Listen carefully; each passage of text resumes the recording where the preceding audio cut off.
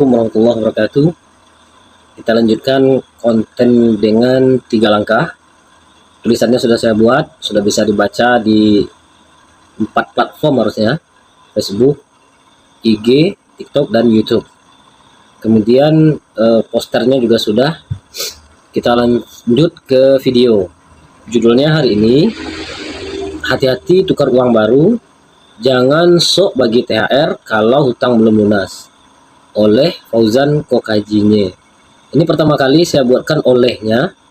Andai ada Bapak Ibu saudara-saudara yang melihat video saya sebelumnya, saya tidak buatkan setelah judul oleh siapa. Tapi ada teman yang me-inbox saya, semestinya tulisan yang apalagi yang presisi, ilmiah, bukan sekadar tulisan lalu gitu, dan panjangnya juga setara, bahkan ada beberapa tulisan saya yang lebih dari kolumnis ya. Kolumnis ini yang biasanya yang menulis opini di media, tapi ini bukan kita masukkan ke media manapun, ini hanya di akun saya di 4 platform tadi. Tapi saya buat 3 langkah yang mudah-mudahan ini termasuk dalam kategori tidak asal ngomong kayak gitu. Jadi setiap judul yang saya buat, tulisan yang saya tulis mempunyai katakanlah pondasi yang jelas. Kalau ada dalil bisa dirujuk, kayak hadis itu bisa ditakrid, lebih kurang gitu ya. Saya ulang judul tadi lagi, hati-hati tukar uang baru, berarti pitih, dalam bahasa Minang pitih, jangan sok bagi THR kalau hutang belum lunas. Menjelang Idul Fitri, ada satu pemandangan yang hampir selalu muncul di beberapa kota di Indonesia. Di pinggir jalan, di trotoar, di depan pasar, orang duduk dengan setumpuk uang, pecahan kecil, biasanya yang baru ya, pecahan kecil ini maksudnya yang ditukarkan tuh 20.000 ke bawah. Dia taruh di atas kardus atau meja kecil, tertulis tulisan sederhana, tukar uang baru. Orang datang silih berganti, 100.000 ditukar menjadi 95.000. Kadang bahkan lebih rendah lagi. Kalau lebih rendah tentu 100.000 ditukar dengan uang baru tadi sebanyak 90.000 atau 85.000. Semua tampak wajar. Tidak ada keributan, tidak ada perdebatan, biasa saja. Orang melakukannya sambil tersenyum sebab uang kecil itu akan dibagikan nanti kepada anak-anak saat lebaran nanti. Itu biasanya ya. Kemudian masalahnya bukan pada uang kecil itu, yang uang baru itu. Masalahnya ada pada satu titik pertanyaan yang jarang diajukan mungkin. Apakah cara menukar uang seperti ini benar dalam hukum muamalah Islam? Tanda tanya. Sebelum lanjut saya disclaimer, di tempat saya tinggal sekarang, seingat saya tidak menemukan ya, hampir tidak menemukan orang yang melakukan hal seperti tulisan kita ini. Tapi di beberapa kota besar yang di jalan-jalan umum itu menjelang lebaran, atau ya sekarang kan lebih kurang seminggu menjelang lebaran sekarang kan, ya lebih kurang itu sudah mulai banyak itu di kota-kota besar. Saya lanjut. Disinilah sering terjadi satu ironi kecil dalam kehidupan umat. Banyak orang sangat teliti dalam urusan ibadah, sholat dijaga, puasa diperhatikan, zakat dihitung detail, tetapi ketika menyentuh urusan harta, ketelitian itu sering tiba-tiba mengendur. Padahal dalam Islam perkara harta justru termasuk wilayah yang sangat ketat pengaturannya. Jadi dalam puasa orang biasanya berusaha yang sebaik mungkin. Dalam zakat juga dihitung, konten kita tentang zakat juga sudah. Menurut saya ya, alhamdulillah lah tanggapannya, terutama ya tidak semua media sih. Di Facebook kemungkinan itu lumayan bagus tanggapan, ada juga komentar, dan saya terima kasih ya. Kita lanjut. Ketelitian syariat dalam penukaran uang atau harta. Dalam fikih muamalah, pertukaran harta bukan perkara ringan. Rasulullah bersabda memberi batas yang sangat jelas dalam sebuah hadis yang menjadi dasar riba dalam banyak kitab fikih. Bila bersabda, az-zahabu biz-zahab wal fiddatu bil fiddah mislan bimislin yadan miyadin faman rada. Ini hadis jarang saya tuliskan bahasa Arab seperti ini, tapi saya ini mencoba menuliskan, tapi kemungkinan ini barisnya takutnya orang yang tidak belajar bahasa Arab gitu, sebaiknya Latinnya saja yang kita buat ya. Ini terputus ini, nanti saya perbaiki lah di versi tulisannya. Artinya emas dengan emas, perak dengan perak harus sama nilainya. dan dilakukan secara tunai ya dan biyadin. Barang siapa menambah atau meminta tambahan, maka ia fix melakukan riba. Hadis bisa dicek, bisa ditakrid, riwayat Muslim nomor 1587. Silakan aja cek. Para ulama menjelaskan bahwa emas dan perak dalam hadis ini berfungsi sebagai alat tukar. Dalam kehidupan modern, fungsi ini dipegang oleh fiat. Fiat itu uang kertas. Karena itu, mata uang modern mengambil hukum yang sama ketika ditukar dengan mata uang yang sejenis. Dari sinilah para fuqaha menyimpulkan satu prinsip yang sangat sederhana tapi tegas. Jika mata uangnya sama, nilainya juga harus sama. 100.000 rupiah hanya boleh ditukar dengan 100.000 rupiah pecahan apapun. Pecahan kecil. Ini uang 100.000 rupiah satu lembar. Satu lembar uang 100.000 misalkan, ya jelas contohnya. Ini ditukar dengan uang 20.000 5 lembar, ya itu boleh karena jumlahnya sama kayak gitu ya. Kemudian kalau itu ditukar nih 100.000, kemudian ditukar dengan 95.000, ini yang fikih riba tadi. Dalam istilah fikih, tambahan seperti ini disebut riba fadal ya, riba fadal atau tambahan. Masalahnya bukan pada uang kecilnya, masalahnya ada pada potongan nilai dalam pertukaran yang sejenis. Ya yang 95.000 itu uang orang yang ditarik kan 100.000. Nah, di pengurangan yang 5.000 tadi itulah yang ribanya di situ. Sementara tukar uang itu boleh sebenarnya, tapi ada aturan. Dalam fikih muamalah, pertukaran mata uang dikenal dengan istilah akad sarf. Para ulama membahasnya cukup panjang dalam kitab-kitab fikih klasik. Prinsipnya ada dua. Jika mata uang berbeda, nilainya boleh berbeda tetapi harus dilakukan secara tunai. Yang pertama. Prinsip yang kedua, jika mata uang sama, nilainya juga harus sama dan juga dilakukan secara tunai. Maksudnya begini. Yang prinsip pertama dulu, jika mata uangnya berbeda, berarti rupiah ke dolar. Nah, nilainya boleh berbeda tapi harus dilakukan secara tunai. Ya tentu dia dolar kan harus dihitung kursnya. Kemudian prinsip kedua, jika mata uangnya sama, rupiah to rupiah, rupiah ke rupiah, nilainya harus sama dan plus dilakukan juga dengan tunai. Ini agak mirip prinsip emas ya, pembelian emas. Baik, kita lanjut. Karena itu, menukar uang rupiah dengan rupiah sebenarnya sangat sederhana hukumnya. Nilainya tidak boleh berbeda. Disinilah praktek tukar uang lebaran, tukar uang lebaran istilahnya, titi baru kalau istilah kami di Minang, yang biasanya di pinggir jalan itu, mulai menjadi persoalan fikih yang sebenarnya tidak bisa dianggap sepele. Selanjutnya, tujuan baik tidak selalu membenarkan cara. Mungkin tujuannya baik ya, sering muncul pembelaan sederhana begini. Ini kan untuk memberi anak-anak saat lebaran, niatnya memang baik, tapi dalam disiplin usul fikih ada satu prinsip yang dikenal sarana mengikuti hukum tujuan. Al-wasilahnya laha ahkamul maqasid, dia akan mengikuti hukum yang tujuannya yang dimaksudnya. Ini kaidah hukum usul fikih yang banyak diketahui ya, terutama orang yang belajar di pesantren nih, hukum-hukum fikih seperti ini pasti tahu ya. Hukum usul fikih, kaidah usul fikih maksudnya. Namun kaidah ini tidak berdiri sendirian, para ulama juga mengingatkan prinsip lain. Tujuan yang baik tidak otomatis membenarkan semua cara. Dalam masalah sederhana, niat baik tidak boleh ditempuh dengan cara bermasalah. Robin Hood, nah ini contoh Robin Hood ya. Katanya ya dia membantu orang miskin, bagikan uang, tapi dari punya orang lain, dicuri atau di mana. Ini yang dimaksud. Tidak benar, tetap tidak benar cara seperti itu, walaupun tujuannya baik. Kemudian memberi kepada anak-anak adalah hal yang baik. Ya, tradisi di kampung memang seperti itu. Di kota Allah alam ya, tapi di kampung saya rasa untuk Indonesia rata-rata seperti itu ya. Tetapi jika caranya melanggar prinsip muamalah, tukar yang tidak sama tadi, maka niat baik itu tidak bisa menjadi alasan perbenaran. Jadi kalau di kampung saya, di sini ada istilah menambang. Jadi setelah lebaran, setelah orang selesai sholat hari raya, nanti kita orang-orang kembali ke rumah. Yang saya lihat di Damas Raya ini, nanti anak-anak akan pergi menambang istilahnya. Menambang itu pergi dari satu rumah ke rumah. Anak-anak ini punya grup 5, 6, 7 orang. Lalu baca assalamualaikum, nanti dikasih air minum gitu ya, sirup atau apa, salam-salaman. Menjelang dia pergi, nah itu tuan rumah biasa kasih uang baru kayak gitu. Dia nggak lama biasanya anak itu, hanya sebentar, salam-salam, paling tanya-tanya anak siapa, bla bla bla dan lain. Lalu dia pergi lagi ke rumah lain. Nanti berapa lama datang lagi grup baru kayak gitu ya. Tapi itu bukan anak-anak orang lain dari mana-mana, tidak. Ya kita yang di kampungnya aja. Kalau di kampung asal saya di daerah Padang Panjang, daerah Tanjung Marula, seingat saya tidak ada yang seperti itu.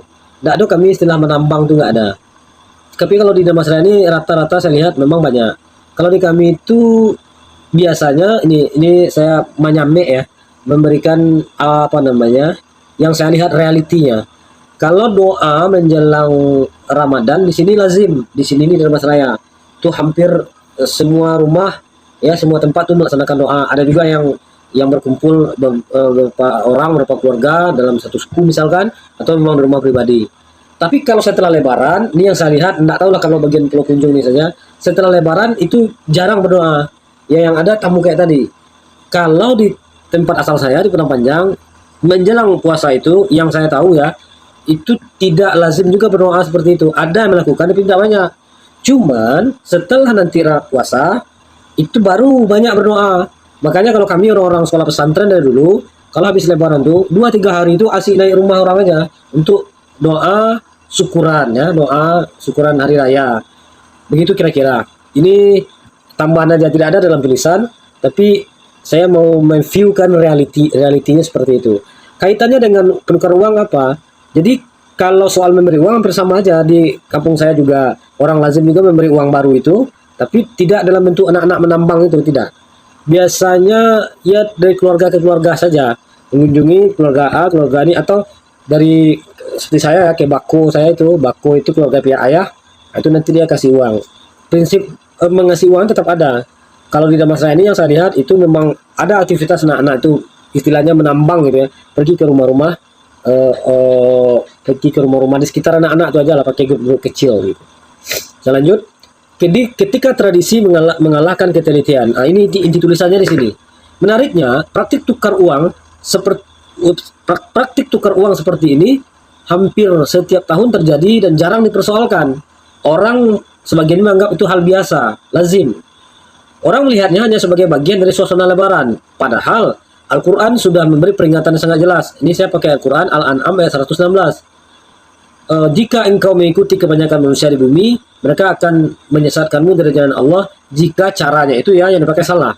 Ayat ini memberi satu pelajaran penting. Ramai dilakukan orang tidak selalu berarti benar. Orang Minang lama punya kalimat sederhana itu ya, saya masukkan warna Minang, dan biasa tidak selalu mana. Kira-kira begitu.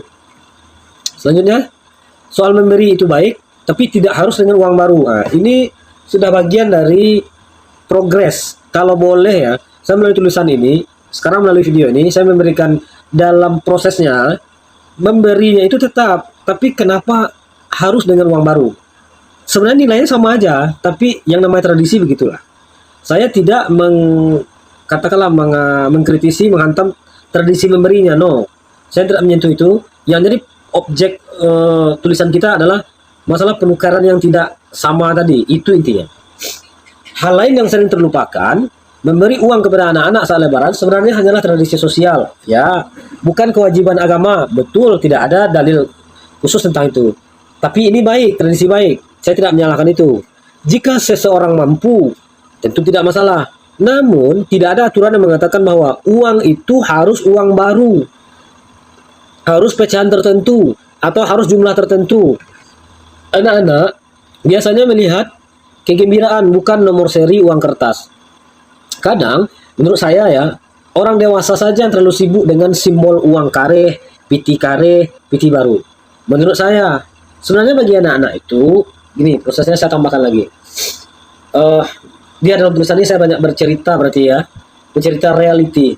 Setelah aktivitas nambang tuh, katakanlah plus 2 atau plus 3 setelah raya, anak hitung biasanya. Yang dihitung itu tentu adalah nominal uang ya sebenarnya, nggak mesti barunya, tapi value-nya. Nanti tergantung lah, ada yang belanjakan untuk keperluan sekolah, ada yang beli mainan, ada yang beli itu, ada yang menitipkan ke orang tuanya. Oke, dalam menitipkan orang tua saya mau buat juga satu tulisan nanti, tapi nanti dalam menjelang hari raya, kalau ada dititipi uang THR, uang apalah, uang menambang lah, piti menambang dari anak-anak, dititipkan ke orang tua, ini apakah uang ini menjadi milik orang tua? Kadang sebagiannya pinjam uang anaknya, nanti nggak dibayar, nantilah. Saya nggak mau terlalu jauh sekarang, nanti saya coba buatkan satu tulisannya nanti. Kemudian jangan sampai terbalik prioritas. Menjelang Lebaran sering terjadi satu keadaan yang cukup aneh. Orang sangat sibuk memikirkan tukar uang baru, peti baru, membeli kue, membeli baju baru, menyiapkan THR. Padahal semua itu, mohon maaf, saya tegaskan, bukan kewajiban syariat. Kalau gembiranya iya, tapi bukan kewajiban syariat. Yang kewajiban ya zakat fitrah itu. Yang jelas kewajibannya justru melunasi hutang dan menunaikan zakat fitrah. Menjaga harta dari yang haram dengan menunaikan menjaga harta dari yang haram, menunaikan zakat fitrah, membayar hutang. Rasulullah bersabda, menunda pembayaran hutang oleh orang yang mampu adalah kezaliman. Hadis presisi ini, Al-Bukhari nomor 2400, di Muslim juga nomor 1564. Jadi yang wajib itu tentu membayar zakat fitrah yang hidup di akhir bulan Ramadan. Kemudian membayar hutang, ini yang saya tegaskan. Makanya judulnya agak gimana, jangan sok kasih THR kalau hutang belum lunas. Kita lanjut ke tulisan lagi. Karena itu menjadi agak janggal menurut saya tentunya ketika seseorang masih memiliki hutang tetapi ingin terlihat dermawan. Oke, hati-hati di situ dengan membagi-bagikan uang kepada orang lain. Kemudian orang Minang punya ungkapan yang sangat tajam untuk keadaan seperti ini. Jan ilang kapak dek mencari pinjai. Kapak ya kampak bahasa mungkin Indonesianya, pinjai ya penjahit. Istilahnya adalah anekdot ini, jangan sampai hilang sesuatu yang besar karena mengejar yang kecil. Jangan tinggal yang wajib karena yang sunat. Jangan memerlukan hal yang tidak penting daripada hal yang penting. Padahal kalau kita masukkan dari lain bisa juga nih. Min husnil islami mar'i tarku'u ma la ya'nihi dan lain. Saya lanjut. Ketika THR menjadi dorongan nafsu sosial. Saya mengistilahkan di tulisan ini dorongan nafsu sosial. Memberi uang kepada anak-anak saat lebaran bukan sesuatu yang salah. Kita approve tentang itu. Oke saja. Dalam banyak keluarga, itu cara sederhana menghadirkan kegembiraan. Betul.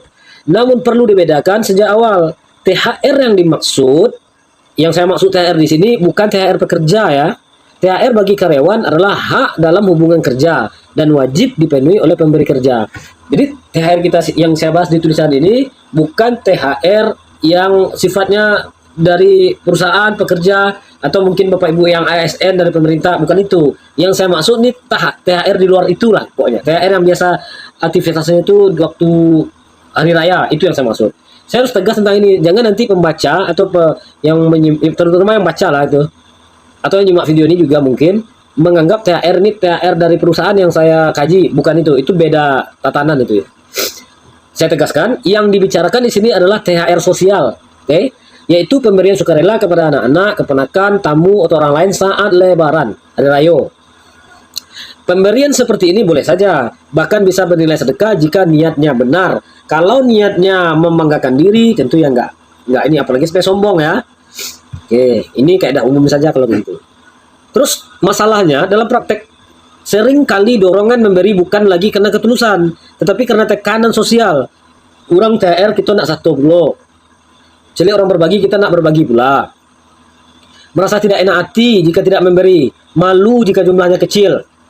Atau sekedar mengikuti kebiasaan orang lain. Finally, akhirnya, yang muncul bukan ketenangan memberi, tetapi keinginan untuk terlihat memberi. Bukan ketenangan memberi, tapi ingin terlihat memberi. Tapi Bapak Ibu yang simak video ini mudah-mudahan tidak termasuk itu. Padahal 7 Ramadan itu jelas. 7 Ramadan apa? Al-Baqarah 183, ujungnya la'allakum tattaqun. Dalam fikih ada prinsip yang sangat jelas. Yang wajib harus didahulukan dan sunnah daripada yang sunnah. Melunasi hutang adalah kewajiban. Menunaikan zakat adalah kewajiban. Zakat fitrah tadi maksudnya. Kalau yang zakat mal sudah sampai haul dan nisabnya tentu iya juga ya. Sedangkan memberi uang lebaran hanyalah kebiasaan sosial yang boleh dilakukan jika mampu. Lebaran mulai meriah, tapi tetap dalam batas. Islam tidak melarang manusia menikmati kehidupan, bergembira di hari raya, boleh. Bahkan hadis Nabi, riwayat Nisa'i ini, An-Nasai, makanlah, minumlah, bersedekahlah dan berpakaianlah tanpa berlebihan dan tanpa kesombongan. Artinya sederhana, bergembiralah saat hari raya, tetapi jangan sampai melampaui batas. Liburan boleh, jalan-jalan gitu. Membeli pakaian baru boleh, apalagi anak-anak ya, anak-anak memang tanda kutip memang harus kayaknya dibelikan anak-anak. Memberi hadiah kepada anak-anak juga boleh, tetapi semua itu tidak boleh membuat seseorang melupakan yang wajib. Apa yang wajib? Bayar hutang. Mohon maaf nih, apalagi hutang riba. Apa itu hutang riba? Ya, definisinya tentu bisa kita pelajari banyak, tapi secara simpel saya tegaskan, riba letaknya di akad ya, bukan di lembaga, bukan di nama tertentu. Riba letaknya di akad. Utang 10 bayar 2 balik, utang 10 bayar 15, kayak gitu sederhananya. Penutup, tradisi boleh hidup di dalam masyarakat, seperti tukar uang baru tadi, memberi anak-anak, saat lebaran juga boleh dilakukan jika mampu. Namun, syariat mengajarkan satu prinsip yang tidak boleh terbalik. Ini penegasan. Yang wajib tidak boleh dikalahkan oleh kebiasaan. Utang harus diselesaikan, apalagi utang riba. Zakat harus ditunaikan. Kalau zakat harta ya, kalau zakat fitrah ya mungkin hampir semua kita sudah melakukan. Kalau memang tidak mampu itu kan nanti bisa orang lain berzakat kepada orang tidak mampu. Harta harus dijaga dari yang haram. Jika semua itu sudah selesai, barulah tradisi bisa dijalankan dengan tenang. Karena pada akhirnya seorang muslim tidak hanya bertanya, apakah ini bisa biasa dilakukan orang, tetapi kita harus bertanya lebih jauh, apakah ini cara yang benar di sisi Allah. Penutup tulisan hanya sebagai itu. Saya kembali ke judul. Judul ini memang agak tegas. Sebanyak tulisan yang saya buat ini mengatakan ini paling tegas nggak juga, tapi ini sudah menyindir ini ya. Hati-hati tukar uang baru. Ini sudah kita terangkan. Jangan sok. Sok ini sudah menyindir bagi orang yang tidak mampu. Jangan sok bagi THR. Bagi orang yang punya utang, apalagi utang riba, jangan sok bagi THR juga. Bayar utang dulu maksudnya. Masuk bayar utangnya, kan nanti ada temponya. Ya begini, ini penutupnya. Kalau penutup tulisan sudah selesai. Kan kalau kita berutang itu kan ada jatuh temponya tanggal sekian. Seperti tahun ini kan lebaran nanti tanggal 21, 20 kayak itulah kira-kira ini perbedaan puasa. Jadi kalau memang kita sudah ada uang untuk bayar hutang, berarti kelebihannya itu kalau udah ada di standby untuk bayar hutang nggak apa-apa kita bayar. Tapi kalau bayar hutang kita belum ada, malah kita melakukan yang sebaliknya. Itu yang saya maksud, jangan sok bagi THR. Apalagi kita berhutang kepada siapa saja. Prinsip hutang kan wajib dibayar. Berhutang kepada seseorang misalkan, gimana kira-kira perasaan dia ketika melihat Anda membagi-bagikan uang misalkan, apalagi sempat di shoot di kamera, di post ke medsos, tapi di lain pihak utang Anda kepada orang lain nggak Anda bayar. Gimana perasaan hatinya kira-kira? Padahal mungkin saja dia sudah minta sebelumnya, Anda beralasan bla bla bla bla bla ini itu, tapi nyatanya Anda mampu untuk membagi-bagikan THR. Itu yang kita maksud. Maka kalau begitu, masuklah kita kepada proses kezaliman tidak langsung kepada orang tempat kita berutang. Assalamualaikum warahmatullahi wabarakatuh.